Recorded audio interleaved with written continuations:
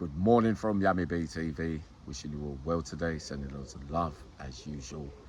We get back round to rest in peace, Billy Williams, aka the Great Bill the Bomb. I'm all alone behind the door at HMP Pentonville, and we are now in the 90s. We also know, those that have been to prison, that hot plate serveries are a hotspot for fights, argument, exchanges, meeting this, meeting that. We know how it can work. For those that don't, the kind of arguments that can take place on a hot plate servery are choices, menu. Give me his one upstairs. He said I could have it. Can I have a bit more? You know, some hot plate workers, they just, they've got to be brave to stand behind there, because you can get a lot of stick being a worker. Them days there would have been more than one prison officer, but them days also, I suppose it's the same now really. The number one stands there with a board like a prison officer in most places, and number twos, number threes. Everybody has got numbers to their ranking on a hot plate servery, right? So this day, right, because remember it's early days now, you don't get a lot of time out of your cell. So meal times, when the door opens, I was on the freeze at this time in Pentonville and G-Ring, right?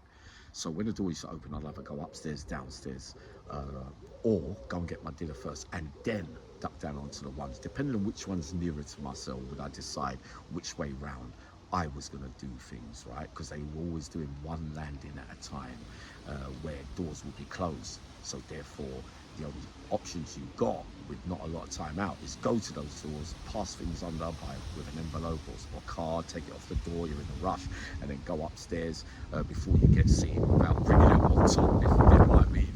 Or if you're too late and you're hanging around, they're going to shout out your name, get back to your cell and all that kind of stuff. It was much more harder them days. It would get wrapped up much more quicker. We know this already. So I'm queuing up downstairs. On this day, it was taking too long. So I skipped the potatoes, skipped the peas, and I reached the end of the hot plate where another server worker gives out the milk and cereal packs and the sweet. Them days it could have been duff and cake, custard them days, because it was 2 hot dinners a day. Do you remember? But now it's not. You get a sandwich at lunch and that kind of stuff, right? And at tea you get the hot meal, which then you would probably get the duffel cake, or vice versa, if you get what I mean. So I grabbed my cereal pack, but I left the milk and the cake. So on G, there's hot plates there, the staircase is there. So as I reached the first step to go upstairs, because I had to go onto the floors, you see what I mean? So I heard someone shout out. The hot plate worker said something like, "Yummy, you've forgotten your milk and cake," simultaneously. An inmate turned around and says, "Hey mate, can I have your milk if you don't want it?" When I turned around to look at this geezer, 6'4", built like a tank, dark. He had a goatee beard with grey all over it. He looked like a terrifying sight. He looked ugly as well, if you want the God's honest truth. I recognised him straight away. His name was Parnell. Not the one from Manchester. This one was either from London or the Midlands, possibly Leicester, but he was in for something really, really naughty, and he refused to go on Rule 43. Many were scared of him, it's fair to say, even the screws, right? When I looked at him, I saw all burns down here. So that could have only come from hot fat or sugar and water. I remembered where I saw him. He was in Albany, and he did. There was a hit out on him and someone threw it over him. He was looking at me, because I know rumour had it that everyone was thinking it was me, but it wasn't me, right? So he said to me, I was going to say, yes, you could have my milk, right? Because I recognised him. I was stunned for a minute, and it's a real big lump, right? He said, "What does your surname begin with? Does it begin with M?" I said, "Nah, my name it does." I said, no, it don't begin with M. This is him. "Have you got a nickname?" I said, "You remember, I'm younger looking them days, right? As well. But I was game still. This is when I was up and coming, right?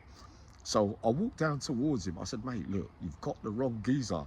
This geezer put down his tray on the hot plate and he took an almighty right hand swing at me, right? But I was kind of laughing. It took ages to get there, man. It was telegraph. So I ducked, and then I did start backpedaling back towards the stairs. In the meantime, I heard a voice say, "How about swinging that after me?" Everyone's turned around in the dinner queue, even the screws. It was Bill the Bomb. He looked at Bill the Bomb. They're about the same size, right? He said to Bill the Bomb, "Who do you think you're talking to?" "This is Bill the Bomb." "I'm talking to you, you big bully." And he called him a rapist, right? So Bill's moving forward to him. I'm thinking, oh no, Bill, we've got graft to do, because this is who I was meeting upstairs, because we was both going to go together. Remember, a tag team this time here, me and Bill. Now, Bill's walked up to him. He goes, "Give me your best." This Parnell swung about 5 big, hefty blows. Bill was laughing at him all the time, and everyone was staring, right? Bill was doing this. Every punch he threw an almighty uppercut, Parnell, and Bill just went like that, skidded past it. Everything he made on purpose missed by inches. I swear this guy was like a lightweight with his movement, Bill the Bomb, right? Bill the Bomb gave him one uppercut, lifted him off his feet. He was on the floor, spark out, and he said to the screws, "Pick him up, Gov," and just carried on walking. They never nicked Bill. Coming up in a minute, Nicholas Vanage again. Get ready for that one.